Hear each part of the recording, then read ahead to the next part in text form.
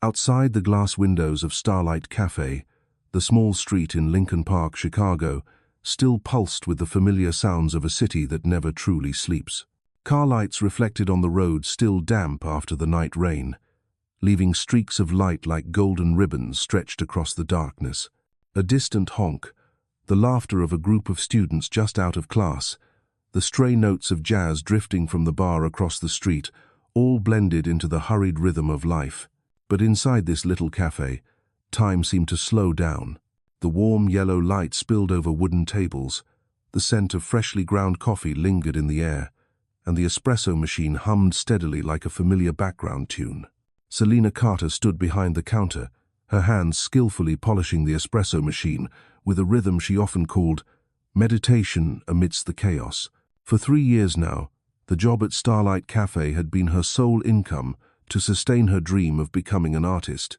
Slender, with warm brown skin glowing under the amber light, and deep brown eyes that seemed to hold the entire night sky, Selena had a beauty that needed no embellishment, but tonight, the usual smile on her face was gone. On the counter lay a crumpled envelope, silent yet stabbing at her eyes. Another rejection letter from a gallery. The 27th. Your work carries too much emotion, unsuitable for current tastes. Buyers want something decorative, not something that confronts pain. Those cold lines kept repeating in her head. Selena once believed that art had to be honest, that every brushstroke from the heart would touch another heart. But it seemed the world no longer had room for truth. People wanted paintings that were pretty, not real. And today, as the last customer left the cafe, despair flooded her, and she nearly burst into tears behind the counter. At that exact moment, the bell above the glass door jingled. A man stepped inside. He was tall, broad-shouldered, wearing a dark grey suit that hugged his fit frame, his black hair slightly tousled as if he had run his hands through it too many times. But what caught Selena's attention was not the polished appearance, it was his eyes. Silver-grey eyes that seemed cold at first glance, yet held an abyss inside, as if all the light in his life had long been extinguished. Ethan Blackwood, the man whispered about in Chicago, a 2-year-old billionaire, the one who ran a tech empire worth tens of billions of dollars, the one whose single decision could shake the market. The press called him the young wolf of LaSalle Street. But standing here, in this small cafe, he looked nothing like a wolf, only like a man worn down to numbness. He walked to the counter, his voice hoarse. "A black coffee, the strongest you've got." Selena nodded, forcing her professional smile to return. "Of course. You must have had a long day, right?" It was a question that seemed like mere small talk, but Ethan froze. How long had it been since someone truly asked him, "Are you okay?" Most only asked, "What's your decision? Have you signed? Can you invest?" Just that one gentle question, and the armor he had built so carefully cracked. Ethan looked up. His silver-grey eyes met Selena's damp brown ones. There, he recognized the same sorrow, raw and unhidden. Selena quickly turned away, trying to hide the tears welling up. She reached for the coffee pot, but her trembling hand slipped. Everything unfolded in slow motion, like in a movie. The sound of glass shattering, hot coffee spilling across the wooden floor, splattering onto Ethan's $15,000 grey suit. "Oh my God, I'm so sorry," Selena cried out, dropping to her knees to pick up the shards, tears falling fast. I'll pay for it. I'm really useless, I can't even pour coffee right." Ethan stayed still for a few seconds. In his entire career, no one had ever dared ruin his suit without being fired on the spot. But tonight, instead of anger, he felt his heart tremble at the despair in the girl's voice. He knelt down beside her. The expensive suit was soaked with coffee, yet for the first time he didn't care about money. He gently held her hand that was trying to pick up glass shards. "Don't hurt yourself." Selena looked up, her tear-filled brown eyes meeting his. "Why are you crying?" Ethan asked softly, surprised at himself. "It's not about the coffee, is it?" Selena bit her lip. For a moment she hesitated, then sighed, her voice choking. I just got rejected again. The gallery won't accept my work. They said my paintings carry too much emotion. They want something that matches the sofa in a living room, not something that shows pain." Ethan felt something stir in his chest. For years he had trained himself to numb his feelings just to survive in finance. But now, before him was a girl who dared turn her pain into art and was rejected by the world for it. He whispered, "Maybe the problem isn't with you. Maybe the world has simply forgotten how to feel." Selena stared at him, stunned. How long had it been since anyone took her side? Any other customer would have been furious, demanded the manager.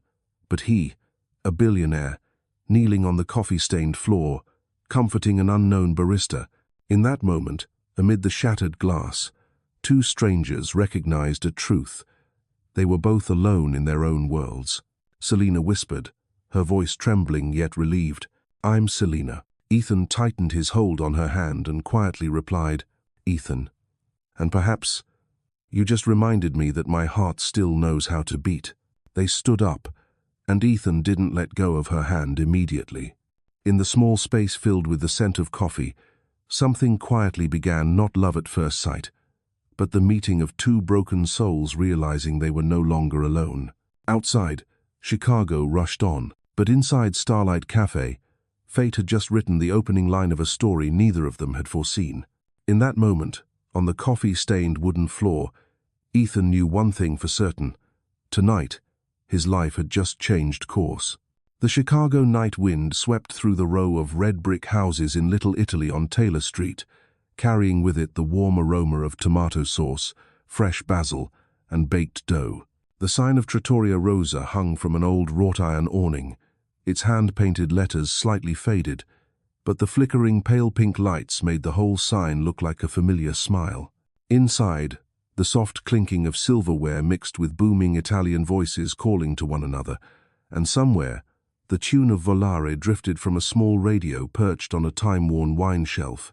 Ethan paused at the door, suddenly aware of sweat dampening his palm strange, for he had walked into boardrooms where a single number could evaporate billions, yet rarely did his heart miss a beat. But tonight, standing before the heavy wooden door, he felt once more like a 16-year-old boy fumbling before his first date. Logic urged him to choose a more luxurious restaurant, a Linear, or at least Gibson's, but his heart told him that the real thing rarely hid beneath mint leaves for garnish. Trattoria Rosa was the place he had once jogged past after runs along Lake Michigan, peeking through its window, seeing couples seated close, as if whispering secrets. People come here to love each other, not to be seen loving each other, he had once mocked himself. And tonight, he wanted such a place. When Selena appeared, he forgot how to breathe for a beat. She wore a simple burgundy dress that hugged lightly, not seeming like an effort to impress, but as if the dress had always been waiting for her. Her curls fell loose, the soft waves catching the golden light like streaks of late afternoon Sunday. On her shoulder hung a worn brown leather bag, the kind carried by people who always brought their world along. Sketchbooks, pencils, a few paint tubes. "Sorry, I'm a little late," she said, her breath still carrying a trace of haste. "I got lost in a swirl of colors and forgot the time." "If every time you get lost brings you here, then I hope you lose your way often," Ethan replied, his voice unintentionally light, before flushing at how rehearsed it sounded. But Selena laughed, and her laughter warmed the whole room by a few degrees. They sat at a table against the brick wall, where a bottle of white roses stood in an old wine bottle-turned vase. On the wall hung crooked black and white photos, a man in a fedora beside a Vespa, a woman carrying a basket of bread, a child playing hopscotch.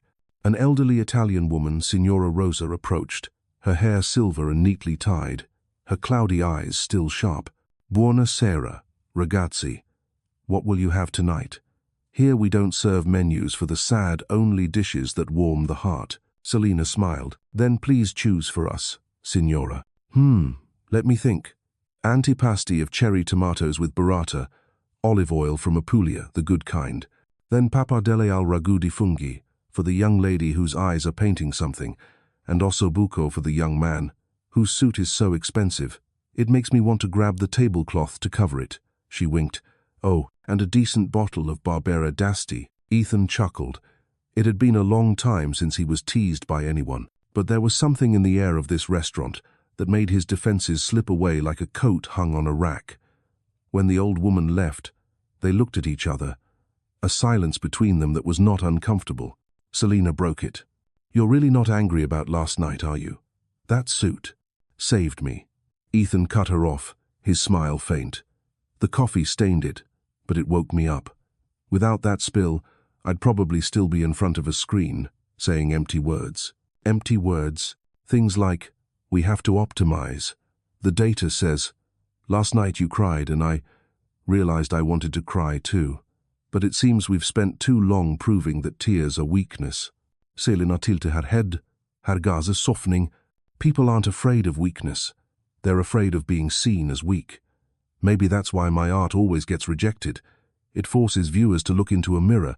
And what about you?" Ethan lowered his voice. "When you look in the mirror, what do you see?" The question startled Selena.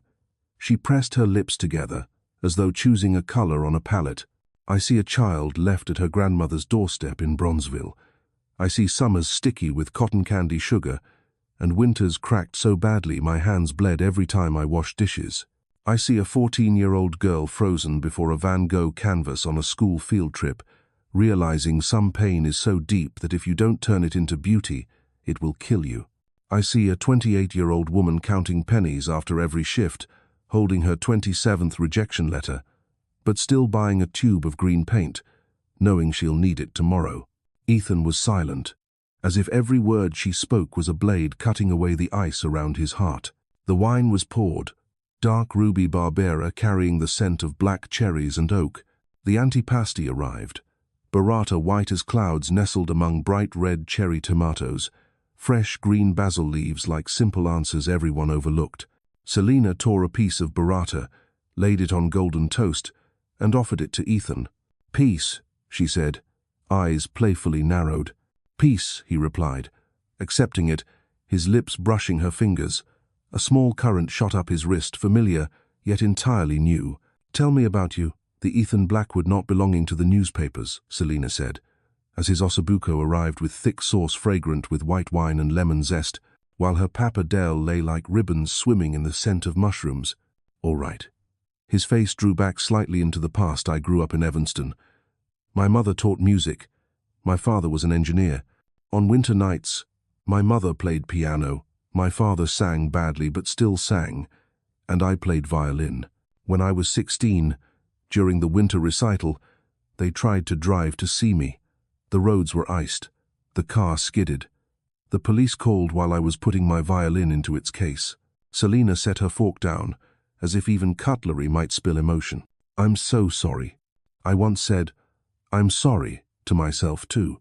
But after that, I didn't give myself the chance to truly grieve. I packed everything into spreadsheets, into deals. I cancelled the notes inside me because I feared one melody could burst the dam." "And you lived that way for how long?" 16 years, Ethan looked straight at her. "Until you broke the coffee pot." Selena was startled by the word you spoken so naturally, yet it fit, like an empty chair finally finding its sitter. She shifted the subject, like someone placing a hand on their chest when the heartbeat was too fast. "Why this place? Trattoria Rosa? Because I've run past it hundreds of times, seeing stories begin, seeing stories end. And I wanted mine. To begin in a place that understood love is a verb, not a noun. And I chose this place because they use real candles, not fake bulbs shaped like them." Selena smiled softly. "Things that fake emotion exhaust me."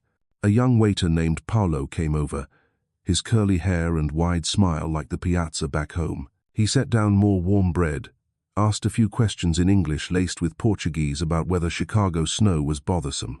Selena asked back about his cooking school, his girlfriend studying medicine at UIC. Paolo was surprised she remembered what he'd said last week, and his eyes lit up the kind of light that only comes when someone feels their story is worth hearing. "You do that so naturally," Ethan said after Paolo left. "Make people feel weighty." "Because they truly are," Selena shrugged. "We're taught to listen to data, but sometimes the most important thing to hear is the story of someone stirring sauce all day just to pay for his lover's schooling. They ate slowly, as if stretching every minute of a night that could end too soon." Ethan spoke of morning runs along Lake Michigan, where the wind against his face sobered him better than any espresso. Selena spoke of nights in her grandmother's backyard, listening to trains clattering over steel bridges, trying to paint that sound onto canvas. I once thought if I could paint sound, I could paint anything. Do you carry your sketchbook with you? Ethan suddenly asked. Selena smiled. Always. She pulled from her leather bag a worn sketchbook, its thick pages filled with ink and watercolor, a rainy street corner, a subway handrail, a boy hugging a cat, and Ethan paused at a familiar face, perhaps his drawn in quick strokes, with grey eyes and slightly furrowed brows. You sketched me? A draft from last night. Don't sue me for image rights, Selena teased. I just wanted to remember what shade of grey your eyes were, so I could mix it right. Graphite storm, Ethan said, half joking, half serious. That's my guess. I prefer to call it grey with room for clear skies. They looked at each other, and for a moment, Ethan understood that some languages cannot be expressed with contracts or data. Entering someone else's language is to accept being changed. He felt himself changing. Dessert came tiramisu dusted with cocoa like a thin layer of snow. Selena took a spoonful, tasted it, then closed her eyes. Such tiny moments made the person across from you want to become a poet just to name them, but Ethan only sat in silence, watching. Are you afraid of happiness? Selena asked suddenly, seemingly out of nowhere. Yes, Ethan answered immediately, because every time I thought I was about to reach it, a market curve or a phone call pulled it away. Happiness isn't a KPI. Selena smirked. It's the pause between two drum beats, the white space between two brushstrokes. If you try to stuff something into that space, the music suffocates. And you? What are you afraid of? I'm afraid of being chosen because I fit an idea, the artist who heals the wounds of powerful men, instead of for who I truly am. Selena said slowly, I fear being someone's become a better person project, and then once it's finished, being dismantled piece by piece like scaffolding. Ethan set his spoon down, looking at her as one might look at a brutally honest painting. Shades no one wants to linger on because they force honesty. You're not a project, he said softly, you're the standard. For the first time that night, Selena faltered. She laughed, but her eyes shimmered brightly. You say things that make people believe, because I don't want to say empty things anymore. Outside, snow began to fall like grains of salt. Signora Rosa brought out 2 small glasses of limoncello. On the house so your hearts shake less, she said, and to remind you that in lemons there is sugar, in sourness there is sweetness. End of 4. After paying, Ethan tried to leave his card, but Rosa clicked her tongue. You've already paid by looking at the girl like a painting, not like a shadow. They stepped outside. The chill touched their faces, making both shiver. Ethan immediately slipped off the V-neck sweater under his suit and offered it to Selena. You don't need to. She began to refuse reflexively. I don't need it to stay warm, he said, draping it over her shoulders, his fingers brushing her collar. But I need to see you not shivering. They walked slowly, past glowing windows where families dined late, past a cannoli shop with its glass case still open. Someone singing drifted down from a second-floor balcony, an old Italian song about dreams taking flight. Can I ask something a bit personal? Selena stopped under a street lamp, golden light pooling in her eyes like honey. Of course. Do you still play? Ethan drew in a breath. A small question, but it opened a door he had kept locked for years. I stopped that night. I thought if I drew one note, the water would burst through the dam. Then tonight, let the water spill a little. Selena stepped closer, her voice a whisper. Let what's inside you speak. Close enough that Ethan could see the faint amber rings in her irises, the freckles like punctuation on her cheeks. He raised his hand slowly enough for her to pull away. She didn't. His fingers rested lightly on her jawline, the soft warmth dissolving every word in his head. The kiss began like a question. Slow, hesitant, tentative, like a prelude afraid to break silence. Selena was the one to answer. She rose on her toes, one hand on his suited chest, through fabric carrying cedarwood and a trace of lemon from the limoncello. When their lips truly met, Ethan felt thousands of invisible strings reconnecting the fragments inside him, fragments he thought he had discarded. Snow thickened, white specks falling into her hair like confetti after a concert. They parted, foreheads touching, laughing as their breaths turned to mist. "When was the last time you felt the sky this close?" Selena whispered. "When I still believed that if I played the right note, my mother would hear it." "She still hears it," Selena murmured. "Somehow, those who love us deeply always do." They walked on. At the corner, a street musician held an old accordion, playing a tune both sad and bright, hard to name. Ethan stopped, pulled out his wallet, and instead of dropping money, asked to borrow it. The musician's eyes widened. The keys were cold, the leather smelled old, and whispers from the past made his hands tremble. He didn't remember everything, but his muscles did. He drew out a simple chord, then a melody young, awkward, but alive. Selena stood a step away, her eyes never leaving his face. The tune ended to the applause of a few passers-by. Ethan returned the instrument, bowed in thanks, then turned back to her as though he had just braved a long bridge. "You did that," he said. "You made me play again." "No, you did it for yourself. I only stood on the shore and waved." They laughed. Then silence. A silence that did not demand to be filled. When Ethan walked Selena back to her small apartment on Dickens Street, he stood under the porch, snow gathering thinly on his shoulders. The green-painted door bore a dry wreath from last Christmas, and the doormat read, "Make good art," Neil Gaiman's words. Selena set her hand on the knob, then turned back. "I can't promise I won't spill coffee on you again," she said, eyes bright. "But I promise if I do, I'll paint the stain beautifully." "I hope it spills," Ethan replied, "because I want everything in my life to have a story. And I want those stories to have you." For a moment, her face shifted surprise, emotion, and fragile fear all at once. She nodded slightly, as if sealing the evening with a stamp. "Tomorrow night?" he asked, hardly daring to breathe. "Tomorrow night," she smiled. "But not at Trattoria Rosa. I want to see a place that makes your eyes shine the way they did when you stood before that instrument." "The Art Institute?" he guessed, his heart leaping. "Yes, where there's a swirling blue sky painted by a man who turned pain into light. I want to see you stand before it. Then I'll see you tomorrow." The door closed, but light from inside spilled through the cracks like a promise. Ethan lingered, listening to the snowfall and his heartbeat that no longer threatened him. On his way home, he realized Chicago tonight seemed lower, closer, like a city he could reach out and call by a familiar name. When he arrived home, he opened the window, letting the cold rush in, and placed the old violin kept only as a relic on his shoulder. The first notes rasped, then grew clearer. He played a short piece, neither Vivaldi nor Bach, just a few scattered notes of an unnamed melody.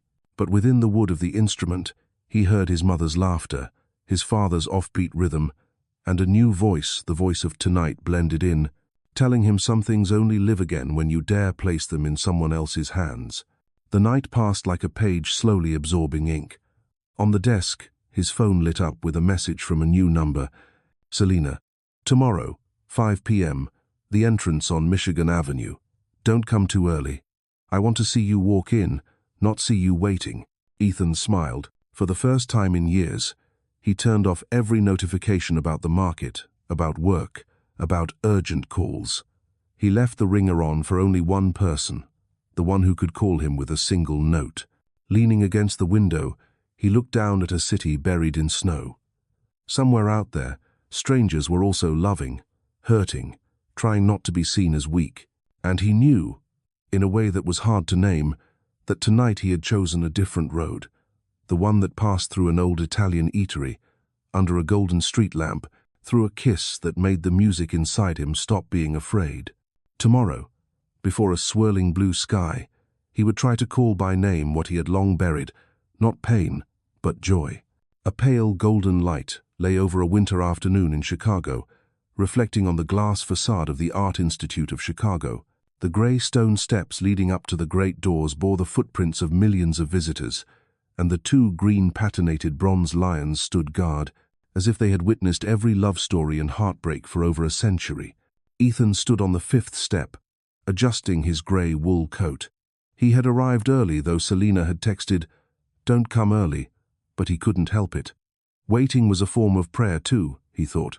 And today, he was praying for something greater than contracts or strategies, praying for a chance to live honestly. Selena arrived on time, her face flushed pink from the cold, a black beret worn slightly askew, looking at once like a Parisian artist and a South Side girl unafraid to challenge the world. "I'm here. You're not allowed to say you've been standing here long."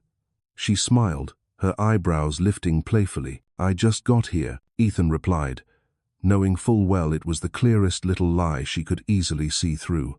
They went inside. The vast space opened up high ceilings, corridors filled with paintings and sculptures, the scent of polished wood and old carpet hanging in the air like frozen memories. Footsteps echoed, visitors whispered, a curator gently reminded, "Please, no flash." All of it, a soundtrack to the strangest date Ethan had ever had. Selena led him straight on, passing many galleries. She walked quickly, like someone who knew exactly where she was going, until she stopped in a brightly lit room. Ethan recognized the painting hanging there at once, though he hadn't dared look at it for more than a decade. Van Gogh's Starry Night. A sky of swirling blue, a yellow moon, stars like spinning embers, the entire sky breathing. And below, a small, quiet village, rooftops leaning against one another, a black cypress like a column of smoke reaching straight into the heavens. Selena stood motionless, her hand pressed to her chest as if her heart were trying to escape. Tears silently streamed down her cheeks. "Oh God," she whispered. He really turned madness into light. Ethan didn't look at the painting. He looked at Selena, at the way the golden light reflected in her eyes, turning pain into something sacred. He realized he was witnessing a ritual, and she was the sole devotee in this cathedral. "You do that too, Selena," he said softly. "You turn sorrow into something that makes others feel less alone." She turned to him, tears still unwiped, and in that instant Ethan felt as if the whole world had narrowed to just the two of them. "Art is just another form of love," Selena whispered. "But you, Ethan, you've forgotten that language." The words pierced his heart like a sweet blade, and before Van Gogh's swirling sky, Ethan decided to open the door he had locked for 16 years. "I used to play the violin," he admitted, his voice trembling. "My mother brought the violin to the hospital when I broke my arm. She told stories about artists who turned pain into masterpieces. I believed her. But after the night they died, I buried it all. I thought success was the medicine. But in truth, it was only a luxurious prison." Selena reached out and lightly touched his hand. That slight pressure made the wall inside Ethan shudder. "Do you want to try again?" she asked. Ethan drew a deep breath, tore his eyes from her, and looked up at the painting. The swirls of color seemed to whirl his heart along with them, and in that moment, he realized his greatest fear wasn't failure, but not daring to live truthfully. He turned to Selena. "I do, but not just the music. I want to try again with everything. With you." The air went still. Visitors passed by, their footsteps fading, leaving the two of them in a private bubble. Selena looked up at him, doubt and longing contending in her eyes. "Are you sure? Love isn't an abstract painting, Ethan. It doesn't hang on a wall for people to admire. It demands truth, vulnerability, patience." "I'm sure." Ethan nodded. "I don't need to know if the market will crash tomorrow or if the company will fall. But I know one thing. When I stand before this painting with you, I remember I still have a heart, and I want to place it in your hands." Selena smiled faintly through her tears. "Aren't you afraid I'll drop it? If it falls, I'll pick it up with you." In the green-gold glow of Starry Night, they kissed. Not the impulsive kiss of last night, but a deeper one, fully conscious, like a vow. Ethan felt the final wall within him split, and through the crack, light poured in. They left the gallery later than the others, still holding hands. Ethan glanced back at Starry Night. For the first time, he didn't see a painting. He saw a mirror. On a March evening, the Chicago wind carried the lingering chill of winter, but inside the glass gardens of the Garfield Park Conservatory, thousands of tiny lights had turned the space into a shimmering paradise. White blossoms were artfully arranged along the path, blending with the damp scent of soil and the sweet fragrance of orchids. Here, In one of the most beautiful botanical gardens in America, Ethan Blackwood was preparing for the most important moment of his life. On the table, set in the center of the conservatory, was a dinner prepared just for two. Candles in glass jars, a white tablecloth, classic porcelain plates, but the most important thing lay in the pocket of Ethan's coat, a ring that had taken him 8 weeks to complete. The preparation. The ring was not just a diamond. The main stone was a cognac diamond, warm amber brown, exactly like Selena's eyes when light struck them. He had chosen a minimalist design, platinum shaped into delicate curves like brushstrokes. And inside, engraved in letters so small they were nearly invisible, was the line he had repeated to himself every night. "You inspire me to complete myself." Ethan had once thought love was about finding the missing half. But with Selena, he realized true love was finding someone who inspired him to become whole. The moment begins. Selena appeared in a silk dress of emerald green, her hair falling loosely, her face radiant, though she only said, "I still can't believe you set all this up. For a dinner." Ethan took her hand and led her in, his smile trembling. "Not just a dinner, this is a promise." The meal unfolded to the sound of soft music from a hidden string quartet among the plants. Selena was surprised when the chef from Trattoria Rosa came out, serving the pasta she had once praised as tasting like all of Italy in one bite. Ethan hardly touched his food, for his heart was beating so fast that every bite felt tasteless. After dessert, he stood. The proposal. Selena gasped as he walked around the table and knelt on one knee on the mosaic floor. "Ethan, are you?" He pulled out a small black velvet box and opened it. The candlelight flickered, and the cognac diamond blazed like a tiny star. "Selena Carter." His voice caught, but each word was clear. "2 months ago, you spilled coffee on my suit, and at the same time, you spilled away the numbness in my heart. From that moment, I knew what it meant to live, not just to exist." Selena covered her mouth with her hand, eyes wide, tears already falling. "Before you, I thought success was numbers, skyscrapers. But now I know true success is finding the person who makes you want to let go of everything, just to hold on to one hand. You don't complete me, Selena. You inspire me to complete myself." He raised the ring, his voice trembling yet steady. "Will you marry me?" The answer. Selena broke down crying, tears running down her cheeks, blending with a smile bright as sunrise. "Ethan, oh God, yes, yes, 1,000 times yes." She held out her trembling hand. Ethan slid the ring onto her finger, then kissed it as though it were the holiest ritual.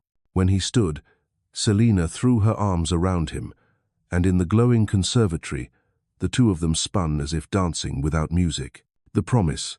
They sat together afterward, with no need for food or drink. Selena whispered, "I want just a small wedding. No extravagance, just something real, with the people we love." "That's enough," Ethan replied, his forehead resting against hers. "What matters is that I get to vow before the whole world, that I will choose you, every day, for the rest of my life." Selena smiled through tears. "If you dare forget, I'll remind you." They laughed together, and their laughter echoed beneath the glass roof, mingling with the fragrance of flowers, like a hymn heralding happiness. But, as Ethan walked Selena to the car, his phone buzzed in his pocket. He glanced at the screen. Marcus Webb, his head of personal security. A call near midnight could hardly be trivial. Ethan ignored it, unwilling to spoil the moment.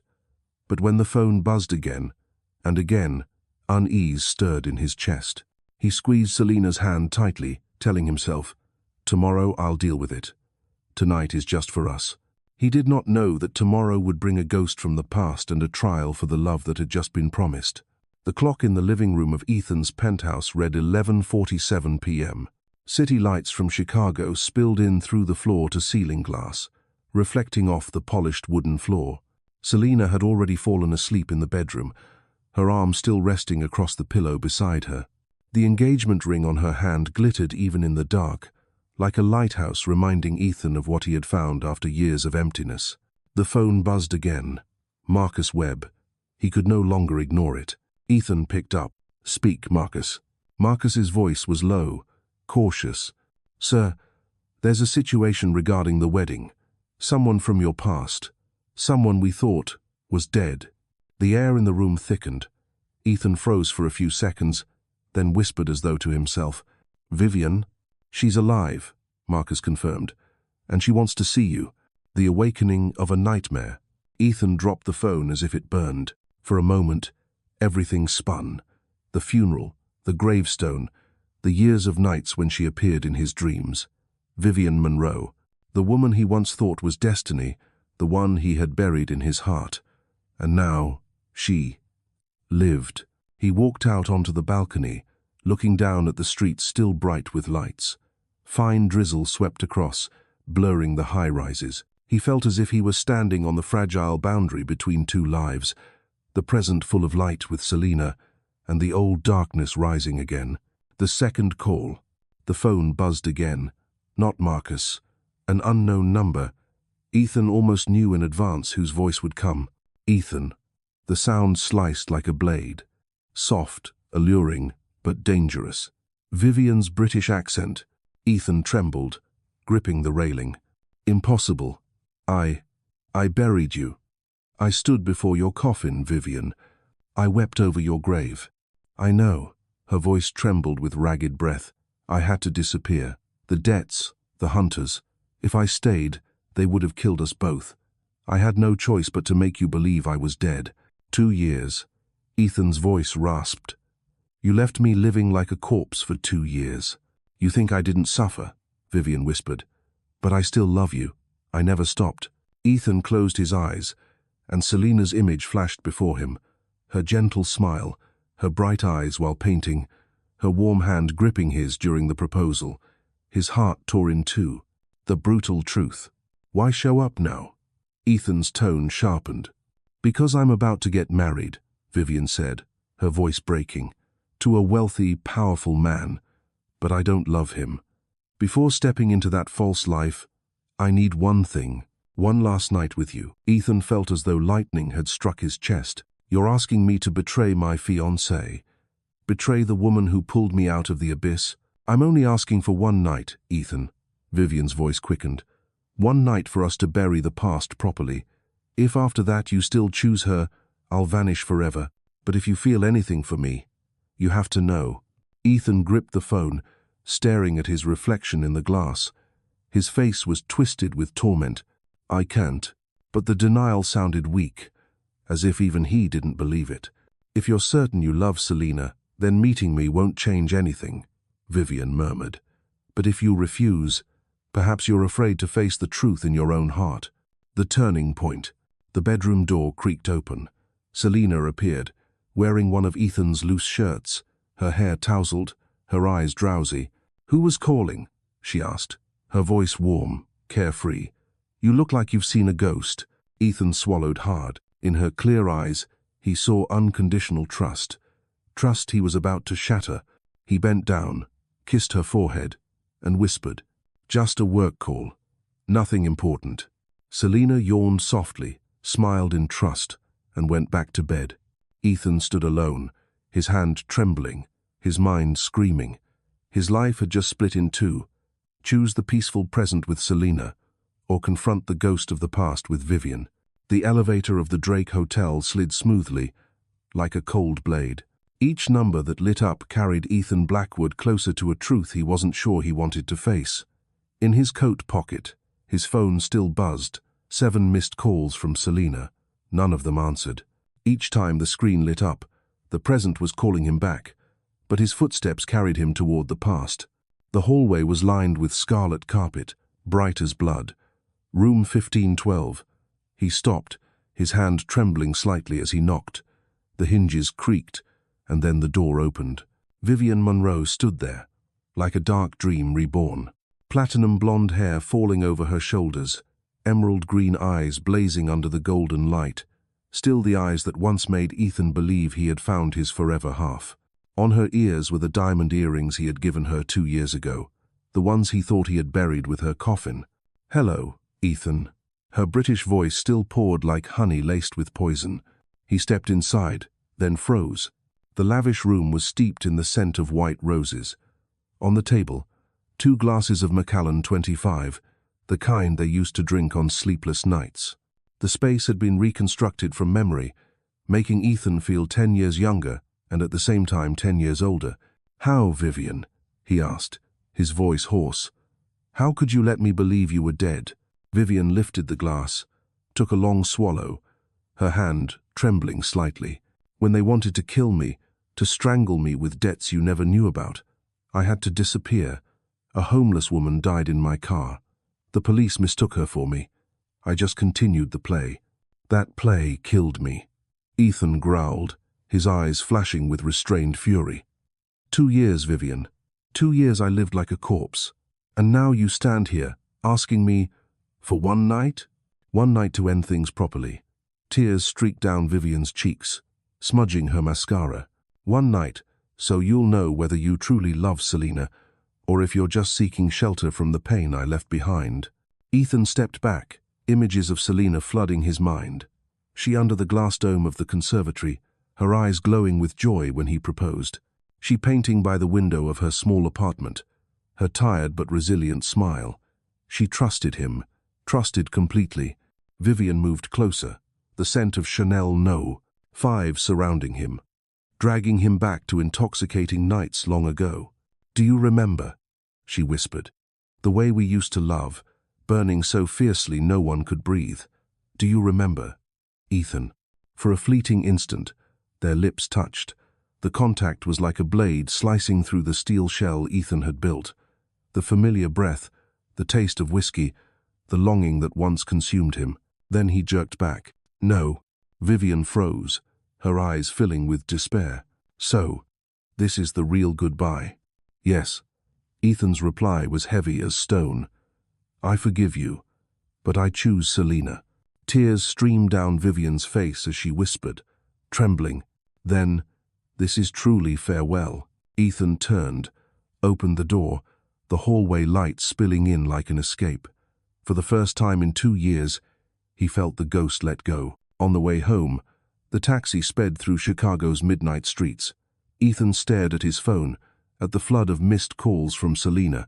He gripped it tightly, telling himself, "I'll say everything, confess, beg for forgiveness." But when the penthouse door opened at 2:47 a.m., there was only emptiness. No Selena. Only the fading warmth of her absence and a folded note on the table, written in her familiar hand. A letter, a sentence. The penthouse was pitch dark, lit only by the faint blue glow of the wall clock, 2:47 a.m. Ethan stood frozen in the doorway, his hand still gripping the keys as if tightening his hold could somehow turn back time. On the marble table, beneath the crystal paperweight he had bought in Venice, lay a white envelope. His name was written on it in the soft, familiar handwriting that stabbed his heart. Ethan. He opened the letter. "Ethan, I am writing this not to punish you, but to save myself. When you walked out tonight to meet Vivian, you didn't just leave me. You left our trust. I am not angry that you still grieve the past. Everyone has their own ghosts.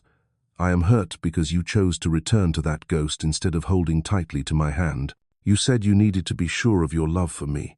Ethan, love is not an equation to be proven. Love is a choice, every day, despite the doubt. I love you, but I love myself enough not to wait for a man still wondering whether to choose me. I'm leaving. Please don't look for me. Selena." Ethan's hand shook violently, the letter slipping to the floor.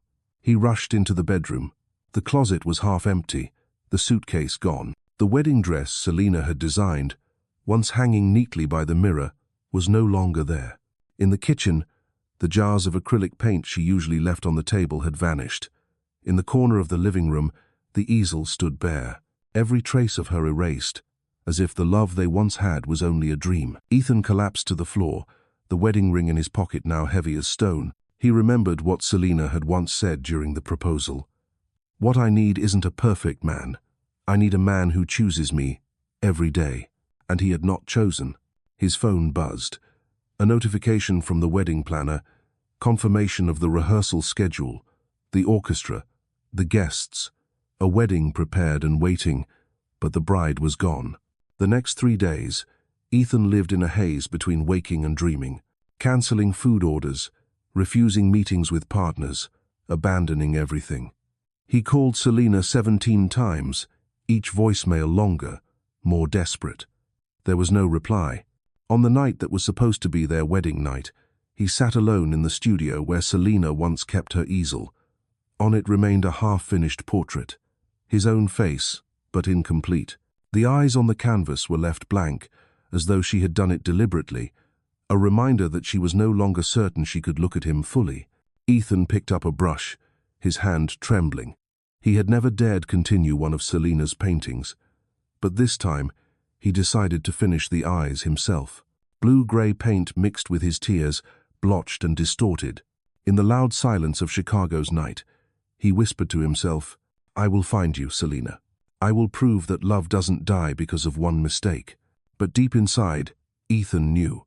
To do that, he had to learn to become a different man, a man who chose love over fear, and his road to redemption had only just begun. 7 weeks had passed since the night Selena left. 7 weeks in which, with every dawn, Ethan Blackwood awoke in the empty penthouse, feeling as if the place had become a mausoleum. Financial news, board meetings, billion-dollar deals that once thrilled him now meant nothing. Once, he saw a press release about a rival seizing a major deal. He had missed something that should have sent him into a furious rage, but he merely folded the paper, for losing Selena was the only loss he could not endure. The search. He hired the best private investigators in Chicago. They combed through bank accounts, credit cards, even airport cameras. Finally, a small lead pointed to a town in Wisconsin, Maplewood, a quiet, peaceful community where people knew each other's names and greeted mornings with a smile. On an autumn afternoon, Ethan drove more than 3 hours out of the city. When he arrived in Maplewood, he found streets lined with blazing red maples, craft shops, and the smell of apple pie drifting from a small corner bakery. Everything was so simple it made him feel like an outsider, a man in an expensive suit lost in a rustic painting. An unexpected encounter. He stopped in front of the Maplewood Community Arts Center. Through the large glass window, he saw Selena. She wore jeans, a sweater stained with paint, her hair now cut to shoulder length. She was leaning down to help a little girl adjust her paintbrush. The gentle smile on her lips pierced Ethan's heart. Beside him, an elderly voice spoke. "You looking for Miss Wells?" Ethan turned. An old woman with silver hair, holding a basket of yarn, her eyes sharp yet kind. "I'm Dorothy, the innkeeper where Selena's staying." She looked straight through him. "And you must be the man who broke her heart." Ethan's throat tightened. I came to make it right." Dorothy sighed softly. "She cries in her sleep. Do you know that? But she's strong too. She teaches the children to paint. She smiles at neighbors. She's rebuilding her life. Are you sure you won't just break it all over again?" Ethan lowered his head, his voice steady. "I didn't come to drag her back to Chicago. I came to stay, if that's what it takes." Dorothy studied his eyes for a long moment, then gave a small nod. "She often goes to Willow Lake at sunset to paint. If you truly want to speak, go there. But remember, from now on, every word you say will be a brushstroke on her new canvas. One wrong stroke, and the painting will never be saved." By Willow Lake, the Maplewood sunset spread honey gold across the still water. Selena sat on a fallen log, her easel before her, blue and orange blending into a shimmering landscape. Ethan approached, his palms damp with sweat. Selena turned. Her eyes widened, surprise flashing for a moment before closing quickly into calm composure. "Ethan." Her voice was low and distant. "What are you doing here?" He swallowed hard. "I came for you. For 7 weeks, I searched everywhere." Selena set down her brush and folded her arms. "I told you not to look for me. I couldn't." Ethan stepped closer, stopping when she pulled back slightly. "I need you to know. I was wrong. I chose doubt instead of choosing you. I let the past blind me. But now I understand love isn't absolute certainty. It's the decision to choose each other, even in fear, even with ghosts." Selena stayed silent. The wind stirred, scattering maple leaves onto the lake, rippling circles outward. "And if the past appears again," her voice trembled slightly, "will you leave me again to be sure?" Ethan stepped forward again, his eyes red. "No, Next time, I'll stay. I'll choose you. Every day, with everything I have. Selena looked at him for a long time, tears glimmering in the sunset. I still love you, Ethan. But love isn't enough. Without trust, love is only a beautiful pain. She turned away, packing up her paints. Ethan's fists clenched in despair, but he didn't dare touch her. As Selena walked off, he called after her, his voice breaking. I won't leave Maplewood. I'll prove I'm worthy. However long it takes, I'll stay. Selena paused but did not turn back. Then she kept walking, her figure shrinking into the maple-lined path. Ethan stood alone by the lake, the cold wind lashing his face.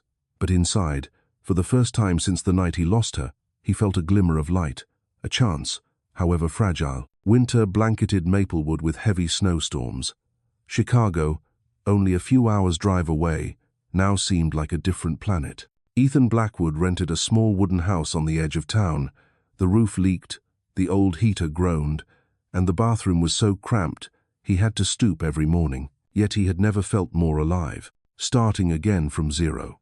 He applied as a volunteer at the Maplewood Community Arts Center. At first, Selena avoided him, even leaving the room when she saw him carrying in hammers and wood to fix leaks. But he didn't leave. He swept floors, cleaned storerooms, repaired every squeaky hinge. The children looked at him with curious eyes, and gradually began to call him Mr. Ethan. 05. Every morning, he rose early, shoveled snow off the porch, then went to the center. The $1,000 suits were long gone. He wore jeans, an old sweater, and boots caked with mud, learning to repaint life. He signed up for painting classes with Mrs. Eleanor Hartwell, a retired professor. At first, his landscapes were stiff, lifeless, but little by little, he began to find a sense of peace in letting the brush touch the colors. One evening, in his cold little house, he sat for hours before a canvas, painting from memory, Selena smiling as she guided the children coloring.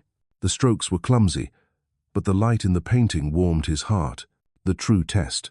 In February, during a snowstorm morning, the water pipes at the center burst, classrooms flooded with icy water, children's paintings floating like leaves. Selena stood in the middle of the room, tears brimming. It's over, she whispered. There's no budget left to fix this. Ethan shed his coat and plunged in with the repair crew. He called plumbers, hardware stores, even old contacts in Chicago for emergency aid. For 3 days straight, he barely slept, hauling in boxes of new paints to the center. When the room was finally cleared and light returned, Selena stood watching him, her expression softening for the first time in months. Why are you doing all this? Ethan wiped the sweat from his brow and answered simply, because this is your world, and anything that matters to you matters to me. A fragile moment. 2 weeks later, the center held its exhibition again. Children ran about, proudly showing parents their new paintings. A little girl, Emma, tugged on Ethan's sleeve. Mr. Ethan, I drew this for you. The picture showed 2 people, a man and a woman standing side by side at an easel, both smiling. Ethan's throat tightened as he looked at the page. Selena came closer, her eyes meeting his for the first time without frost. Emma told me, maybe the 2 of us will paint together again. The silence between them deepened. Ethan held the drawing in his hands, trembling inside, but he didn't rush. He knew trust was like a painting. Every stroke required patience. Every layer of color had to dry before a new one was added. That night, as snow fell quietly outside the window, Ethan wrote in his journal, Selena has begun to see me not only as a betrayer, but as someone learning again how to love. I will keep painting, keep repairing, keep staying, because the road to redemption is not a single moment, but every day, every small choice. And I choose her. A year had passed since the day they were supposed to be married. That morning, golden sunlight stretched across Maplewood, filtering through the second-floor window of the studio. Selena Carter stood silently before an unfinished painting. 2 figures dancing in the rain, their faces lifted toward the sky, overflowing with joy. It was the memory of the night she and Ethan had been caught under the rain in Chicago, the first time their hearts had opened fully to one another. On the wooden table lay a white envelope, placed neatly. She recognized the handwriting immediately. Ethan. She opened the letter. Selena. A year ago, I stood waiting in a wedding suit while you disappeared. That pain was the greatest lesson of my life. I lost you because I didn't know how to love the right way. For 12 months, I've stayed in Maplewood. I've learned how to shovel snow, how to paint, how to listen.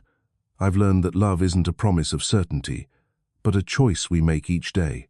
Today, I'm not asking you to come back, nor asking for immediate forgiveness. I ask only one thing. Paint with me, just once. If you agree, meet me at Willow Lake at sunset. No matter what you choose, I will still know. Loving you is the greatest privilege of my life. Ethan. Inside the envelope was also a check, the amount enough to keep the art center running for 3 years. Selena bit her lip, tears streaming down her cheeks. This wasn't redemption through money, but proof that Ethan had finally understood her heart. That evening at sunset, Selena went to Willow Lake. Ethan was sitting on the old fallen log, 2 easels already prepared beside him. When he saw her, he stood, his eyes shining with both hope and hesitation. They didn't say much. Each picked up a brush and painted in silence. Ethan painted the still lake reflecting the blazing red sky, with the silhouette of a woman on the shore, facing the light. Selena painted swirling patches of blue and gold, pain dissolving into hope. As darkness fell, they exchanged canvases. Selena exhaled softly when she saw her own figure on Ethan's canvas, painted with a tenderness she thought he had lost forever. Ethan looked at Selena's painting, its radiant colors like a promise. Love could be reborn from ashes. They sat facing each other, the moonlight shining on the water, the wind carrying the scent of late-season maple leaves. Selena spoke, her voice trembling. If we try again, it must be a different love, not a replica of the past. Ethan nodded, his voice firm. I don't want the past. I want the present. I want the future. A love that's real, steady, with no ghosts between us. Selena stepped closer, only a breath's distance remaining. This is the last chance, Ethan.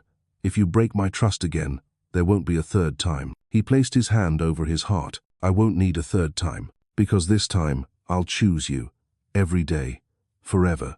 They kissed, not hurried, not feverish as before, but gentle, complete, like a true beginning. That kiss didn't just bind 2 hearts. It buried the ghosts of the past once and for all. Selena rested her head on his shoulder, whispering, perhaps this is the sweetest revenge. To love again, more deeply after everything that tried to tear us apart. Ethan held her tightly, gazing at the star-filled sky reflected on the lake. They didn't need to say more.